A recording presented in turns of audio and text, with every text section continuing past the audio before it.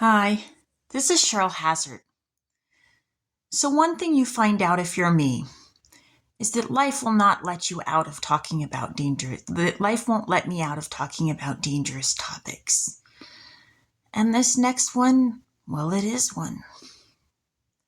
So Ariana James is friends with Rachel Collins, who I'm theorizing may have been abused by Stephen Collins, who is on Seventh Heaven. And Ariana James is friends with Catherine Tyler. Steve Tyler is in Aerosmith. He's known for having had a drug problem.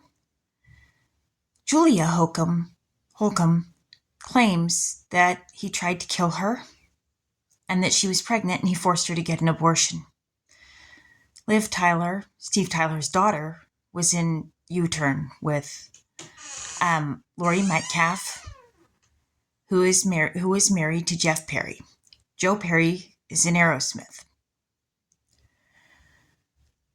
So this poses a question about Aerosmith, particularly Steve Tyler's judgment, and whether he was on drugs at the time that the fire was set to kill Julia Holcomb, and about his judgment and decision-making ability with regards to whether he could have been a dad to a baby and whether he would have made good decisions. But more than that, I've heard it said that drug use is a gateway portal to demonic possession. Now, when I was going to school with Catherine Tyler, Katie Kearns was in leadership, and Huey Kearns Jr. did the stunts for Saturday Night Live, which Steve Tyler was on. So the Kearns family could have known something about the drug use of Steve Tyler and the whole issues connecting with a pregnancy and whether or not it would have been appropriate for them to have a baby or not, and that whole thing.